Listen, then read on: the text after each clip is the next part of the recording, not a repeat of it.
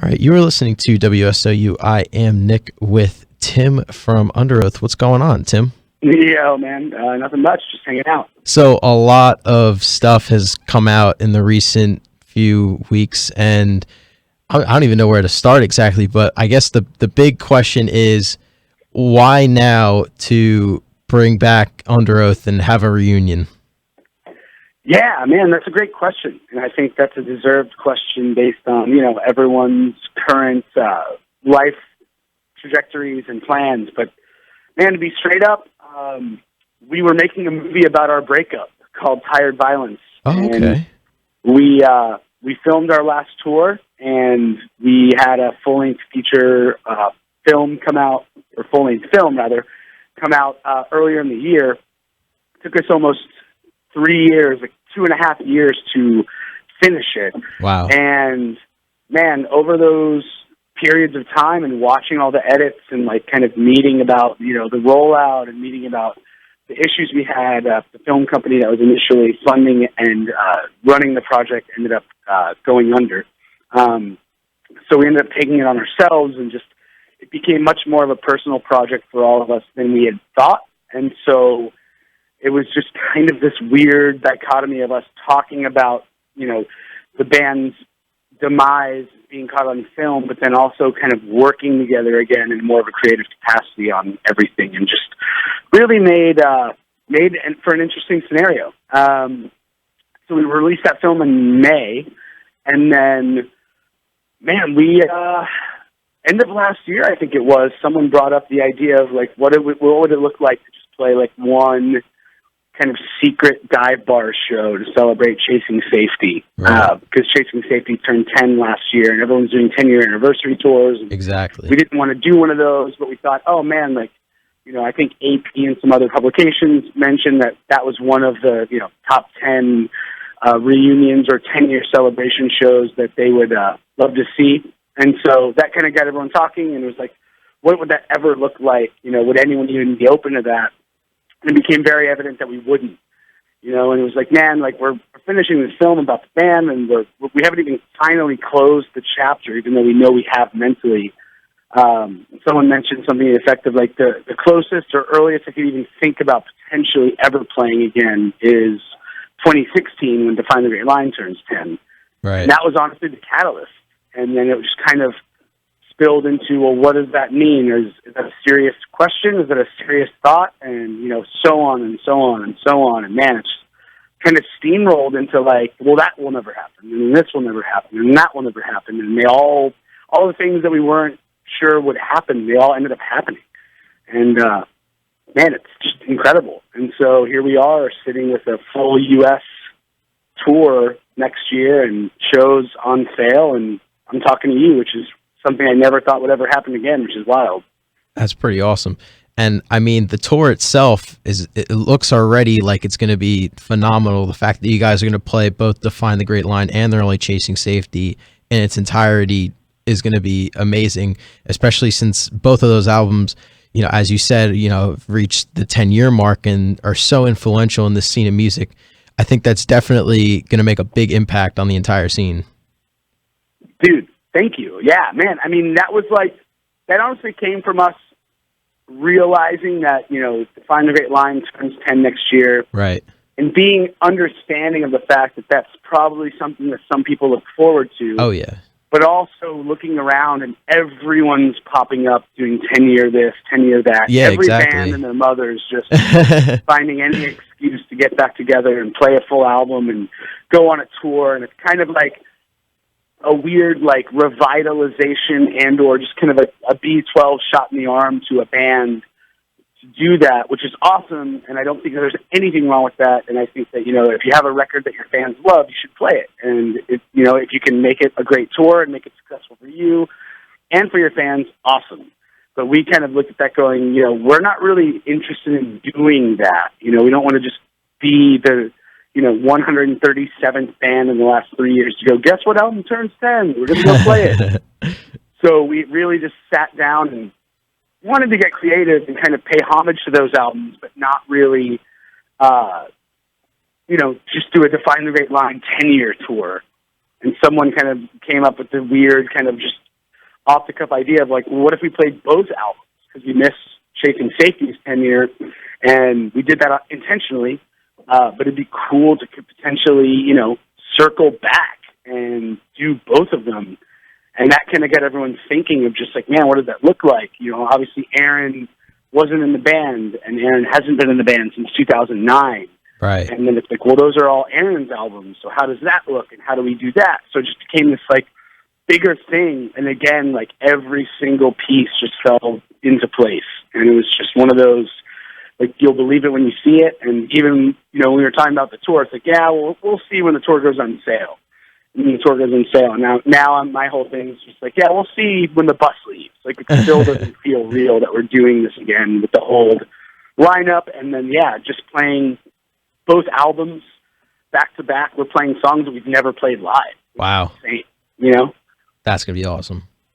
And now because like you mentioned, Aaron has been out of the band a lot longer than the rest of you guys. Now, what was kind of the process of getting everyone back on the same page? Like, hey, you know, I think this is kind of a good thing that we do this, and getting, because, you know, that's kind of hard as, you know, as a band to get so many different people on the same page. How did that go about getting everyone to agree that, you know, this is probably the right time to do this? Yeah, dude, man, honestly, Aaron was really passionate about making it work. Yeah.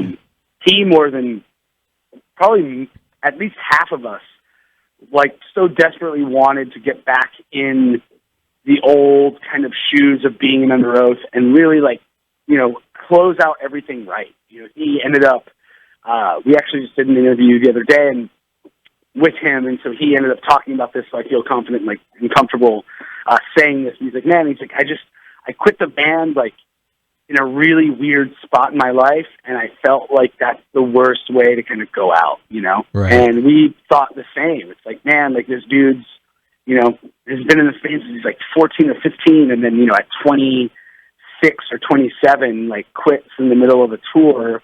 And it wasn't because there was closure and because we all felt peace about it. It was because we were all just at our breaking point with the whole machine and the whole thing, and, like, he just needed to kind of move on, which was fine, and we did, and we wrote another album, and we had one of our best friends, Daniel, join the band and play drums.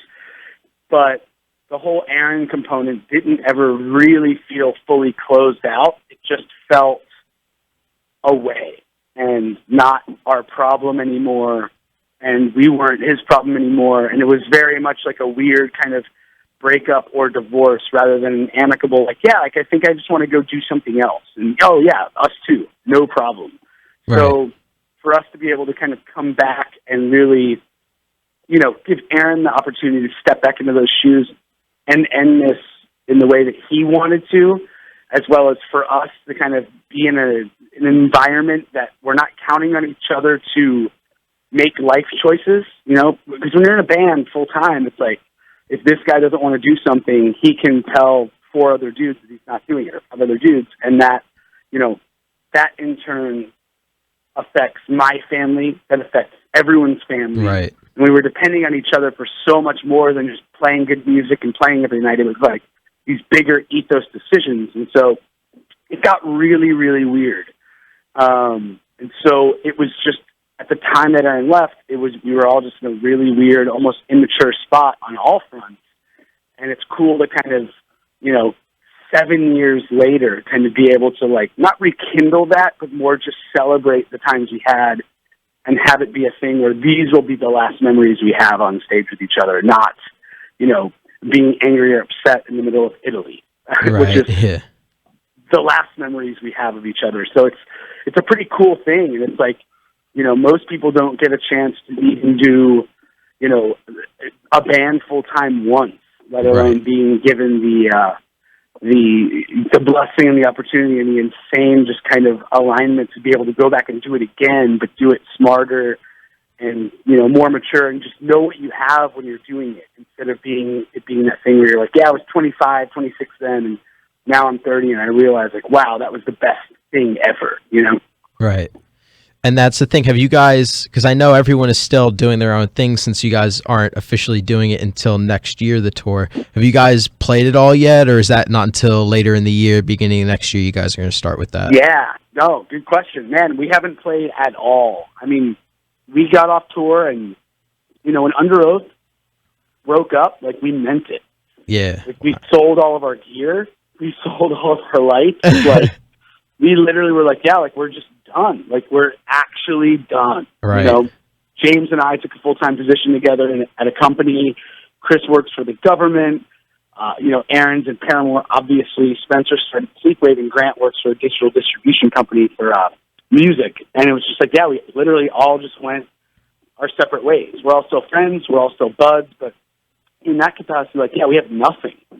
Right. So it's a weird thing to now be piecing all of this back together and going, oh, we need guitars. Oh, we need cables. Oh, we need pedals. So it's been really cool, but we have a couple really good friends, in the music industry that are obviously going to be big helps. And, we're going to do a lot of like cool stuff with some friends and, really just get everything where we need to be and, bring in some of our old crew, bring in some of our old friends and just really make this tour as impactful artistically as possible, but as well as just really, really enjoyable. And so to answer your question in a long way, we haven't even touched an instrument. Wow. I think Aaron said that he's listened to the albums and practiced at home a bit, just playing to the CD.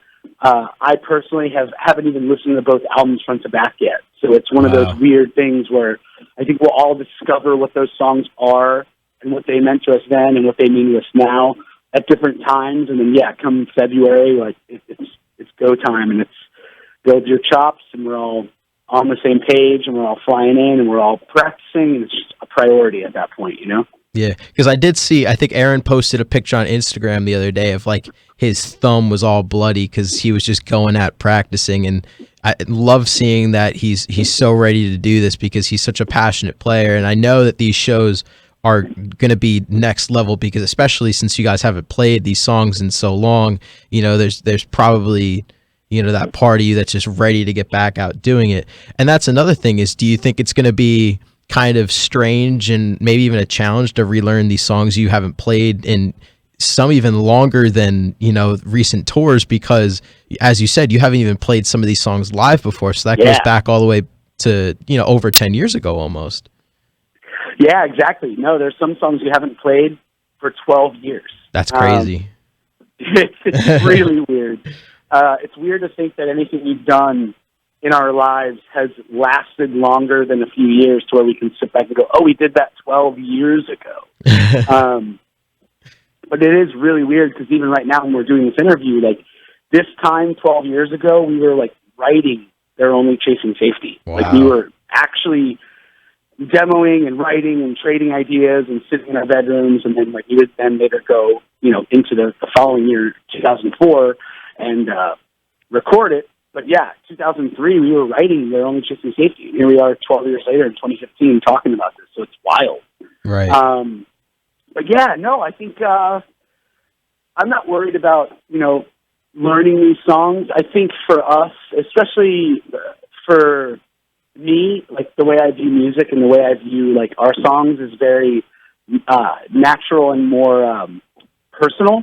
Being that I wrote a lot of the pieces and I recorded, a good amount of the parts. It's one of those things where for me it's like, oh, I remember this. Like this is what we did, or right. I have triggers. I think, it's going to be really interesting to kind of see how we all relearn these together, because I think we could all sit with an iPod or, a speaker and a guitar or a drum set or a microphone and know what we're doing. But I think when we all kind of get together for the first time, that's really going to be where it's going to get really weird and really special. Like when Aaron's playing the parts he's been practicing for 2 or 3 months, and I'm playing the riffs that I've been rehearsing for 2 or 3 months, and we're all kind of playing and singing and screaming, and it's like it just starts feeling like an album and a band again. I think that's going to be really, really weird. And now for this tour is because it's kind of been open. Is the reunion just for this tour, or is this kind of like a reformation? Because as you mentioned, you guys are all busy with so many other things. So I wasn't sure if this is like, all right, we're going to go for a month and do, we're going to play this tour and then we'll end it on a good note. Or is this like the reformation, talk of new music maybe? And then, because right now it's only a U.S. tour, is this going to go overseas? Like, what's the future of the band, I guess? Man, that's a really good question. The reality of that is I have literally no idea. I am 100% open to that being the case indefinitely. Okay. I think that our years of touring, I think our years of like writing albums and taking 4 to 6 month stretches of our lives away from our families to go do this thing called Underoath is 100% over. Mm-hmm. But I think the idea of, what does it look like to play a skate and surf or a Coachella or a festival or do 2 weeks with our buddies here and there, I don't think that that's, out of the realm of possibility at all. I think it's just really one of those things where the opportunities will come up and then we'll have to one by one decide on them. Like, I think we're already in a spot where we've gotten a couple emails for some other things, festivals and another tour this summer. And it's a weird thing to be like, no, like you can't / don't want to do that. Not this summer, next summer, like the summer after the tour. But it's like, we just can't do that. Like we're not set up and we don't even have the mental infrastructure to fathom that. So exactly. Like, there are opportunities that are coming up even now, 2 weeks after announcing that we're even back. But it's like, it's been this thing of like, we're going to do this tour. And then once the tour's done, we're going to close it. And if a festival, if another tour, if a weekend thing, if a 2 week thing next year happens or doesn't, we're totally open to those happening, but we don't feel the pressure or the need to make anything happen. I think that's the difference with Underoath now is like, we can be back in a very weird capacity. Right. And honestly, like, I don't think that we're even interested in writing music together. Although again, like, if you asked me 2 years ago, like, oh, when are you going to do another tour? It's like, you don't get it. Like, we're not a band. Like, we're not doing another tour. Right. So I'm fully willing to admit that I have no idea how we're going to feel at any point. And that's the cool thing about even getting back together with the dudes to practice is like, we wrote so many songs just from getting to practice early and like noodling around on new ideas that have been rattling around before we all kind of buckled down and started practicing. So it's like, it becomes this weird kind of like, I think we could probably roll into a room and like just vibe on a bunch of rad stuff. And who knows what that looks like, But I think for us, what is concrete with everything being, kind of up in the air with Underoath as far as what we're going to do, what we're not going to do, what are we willing to do, how far will we go.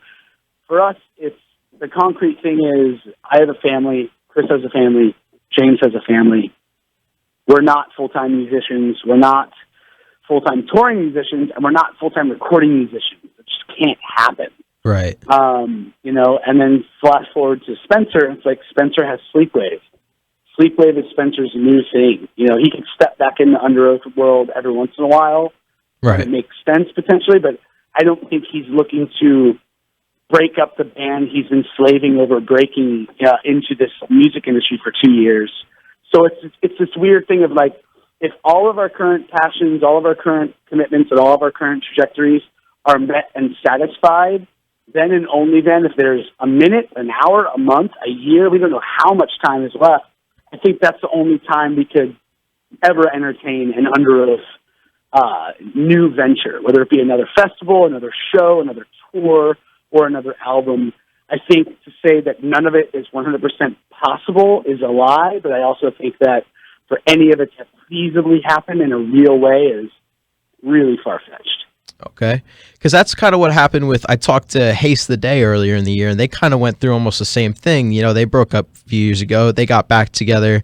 They actually recorded an album. That was how they came back out, and they only played like 4 shows. And I asked them, I said, is this like a full-on, are you guys back and rolling, albums pumping out, tours and everything? They're like, no, we just wanted to do one more album, play 4 more shows, And you know what? If it happens that we play shows here and there. But, we don't want to close the door, but we don't want to leave it wide open either to, this is full time. So I get where you guys are coming from with that. Like you said, everyone's got so much going on. Spencer, I know they're on the Sleepwaves on the Norma Jean tour next month. And I know Aaron has, he's got the Almost, his solo project. He's been playing with Paramore. So I know all of you guys have other things. But I like to hear that there's definitely, the possibility that this isn't necessarily the only time this will happen, but, who knows what will happen. Yeah, I mean, for me, and I've always maintained that even when we were contemplating breaking up, it was like the big reason why we even broke up is because we couldn't do this anymore full time. Right. That was the biggest thing. Is like, we can't do this. I can't physically and mentally do this anymore. I can't know what I'm going to be doing 18 months from now on a calendar. I can't deal with the stress and the pressures of all of us relying on each other for every single bite of food and every single move. And the idea of someone just waking up on the wrong side of the bed and saying no to an email meant that, or yes to an email meant that I was put in a position to do something I didn't want to do, or I didn't feel like artistically okay doing, and or going without a great opportunity. And so it was like this weird thing of like, we're relying on each other for way too much, and no one can really expect anyone to function under that. I think the difference with Underoath now is that that's out of there. And I think as long as that pressure maintains a very long distance away, I think that we could do things yearly, bi-yearly, once every 2 years. We might do a whatever, Lost in the Sound tour in a couple of years. Obviously, hopefully it's different than just we're going to play this album front to back, because that's, again, been being done either way. Right. If that's the reason to have a conversation, I think we're creative enough to figure out a different way to do that. So it's like, I think that, for us, it's very similar to Haste Today. It's like, we're not writing music, we're not planning on touring, we're not even submitting for anything, but if the right people come to us, or the right opportunities come to us, or the right doors, or at least the right wind gust blows open the door that we've left slightly cracked in the event that it came by, like, we'll hear it out and we'll see what that looks like. And, right. I think the big thing is to very much, like, I think we have a hard time with, like, the dishonesty of being in a band and being in the music industry. And so I think, like, for us, it's a weird thing to just make blanket statements. And here we are flying in the face of a blanket statement we made 2.5 years ago that, Underoath is dead, it's over. So I think now the most respectful thing to do is go, like, who knows, Right. We might come back in a year. We might do a tour every 10 years. We might do 3 tours a year. Okay. Either way, whatever I know it's going to be, I know it will be within the realm and within the means and within the balance of what we need it to do with our current lives. And that's the most important thing. Okay. But as far as overseas, are we going to London? Are we going to South America? Are we going to Australia? Like, we're not even talking about it. Like, okay. We haven't even... we've talked about, what would that look like? And, could we go there in 2017 or 2018, whatever. But as far as, like, physical calls and movement and traction towards that, it's like, no. Like, none of those wheels are spinning. None of those opportunities are becoming realized or even being adventured towards being realized. Okay. And now, since you have just the American tour announced right now, so far... you guys are only ones on the bill. Is there any talk of bringing anyone out with you, or is this going to be just, a night for you guys? That's a really good question. What would make you excited? I don't know. I mean, I'm cool with it either way, because you guys, I'm going to make that statement. You guys are one of the most influential bands in, this scene that's ever happened. So, I mean, you guys could definitely draw the people alone. You don't need a support. You guys can go out there and play an hour and a half, however long it is that to get through the 2 albums, and you would sell out every show. And yet there's that other side that maybe you know, it would be cool to see bands that you guys are really feeling, you know, are carrying on what you guys started, because I know in the scene, you guys are seriously one of the biggest influences to most, if not almost all of the bands out there. You know, I've seen so many interviews where bands say, you know, you guys are why they do this and a main influence. So it would be kind of cool maybe as well to kind of see you guys bring out bands that kind of are carrying the Underoath flag post Underoath as well. Yeah, totally. Dude, that's actually the questions that we're having right now. Is like, who do we take? What does that look like? Do we need to take anyone? Do we need to take 3 bands? Do we take 1 band? But at this point, we don't have any real, we don't have any real trajectory at this point. Currently, we have, an idea, and, basically it was just, let's get the tour off the ground. Let's get it on sale. Let's get it moving. And then let's really regroup once we can kind of take a breath and really just see, the future clearly without having all these what ifs. And we could do this, but we could do that. You know what I mean? Right. And I came up with another idea, since you just mentioned, you asked my opinion on it. Another cool idea you could do is, since it's like a night to celebrate Underoath and all things Underoath, you could even maybe put like the Almost and Sleepwave opening for it and do like a whole night of Underoath. No, that's awesome. That's a really cool idea. I don't think that Aaron or Spencer would have the physical capacity to do either of those. Yeah. No, that's awesome. Yeah, I mean, dude, honestly, you're right in the track that we're thinking. We're just like, what does it look like?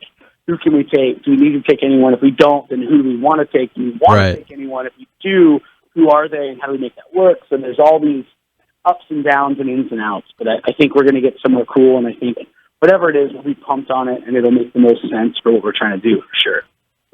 Now, what exactly, because I want to know, what was your response from all of the feedback from people finding out that you guys were getting back together? Because honestly, even before you guys officially announced that you were getting back together, back when you put, all the teasers up, like, we have news coming, the noise that I saw all over social media of people freaking out that there was a possible Underoath reunion. Nothing had been confirmed yet, but people were already freaking out about how amazing it would be if it happened.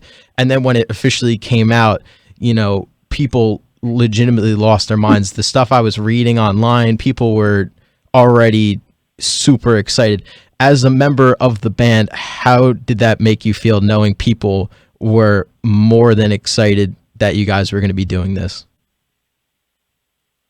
Dude, that's a great question. Honestly, it was really humbling, and it was really, really, really, really, emotionally, just really interesting to have to dive into that and to realize what that type of conversation looks like, and what that type of, just overall trajectory and or news looks like, Right. Because for us, it's like, you're sitting here doing this thing, and then these people, get word of it, and you have one of 2 reactions, right? It's either you're really pumped or you feel really bummed and burned and lied to. So It's like, it's not really one or the other. It was more of like a good mixture of, this is weird, all the way down to like, yeah, but this is awesome, So for us, it's like, what did we do? I can't explain it. I mean, obviously, I would say 99% of everything I've ever read was super positive, right?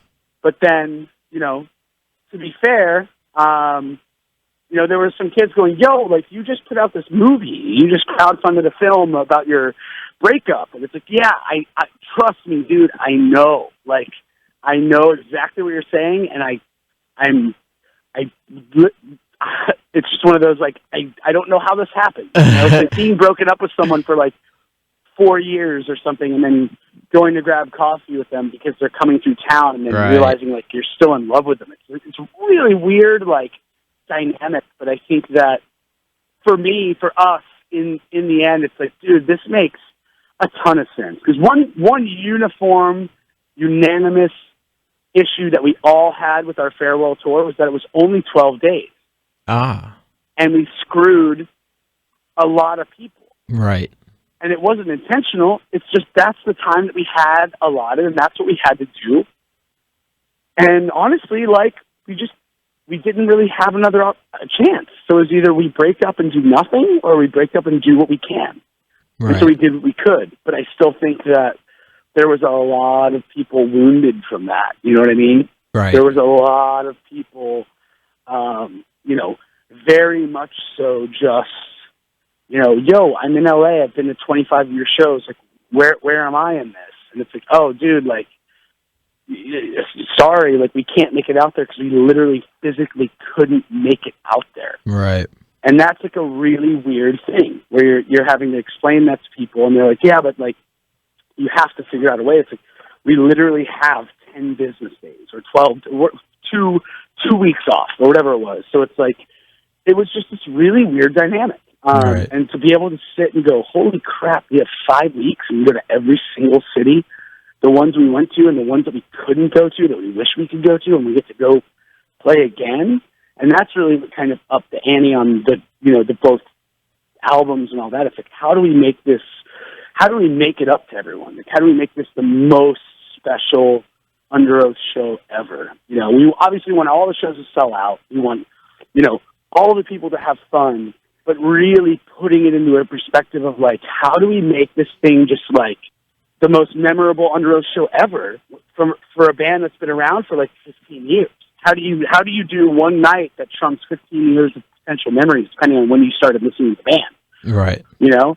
And it's like, let's do that. Like, let's swing for it. And there might be some kids that are like, yeah, I liked them better in 2003 or 2002. Or it might be the opposite, going, yo, that was the most special night I've ever had listening to that band. You know, and that's kind of our goal. And then, you know, nostalgia and everything else is going to play into it. But I think the artistic side, like, we play better.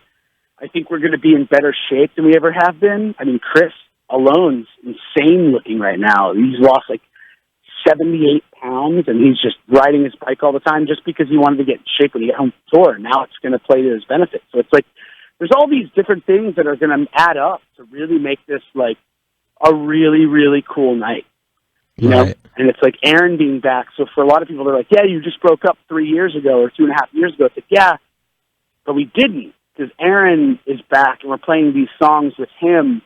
He hasn't been in the band for almost 6 years. So it's like being gone. This lineup itself has not played together in over 6 years by the time this tour happens, which is insane.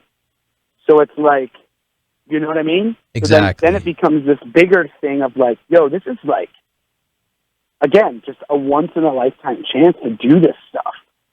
Right. Exactly. And we really want to make sure that we make it awesome. Like, we make it special. We make it, you know, mean something, and, you know, that we all walk away going, that was the best effort forward, you know. And there's a lot of bands that are like, oh, you know, I've actually talked to like 4 or 5, you know, friends and bands like, dude, what are you going to do for production?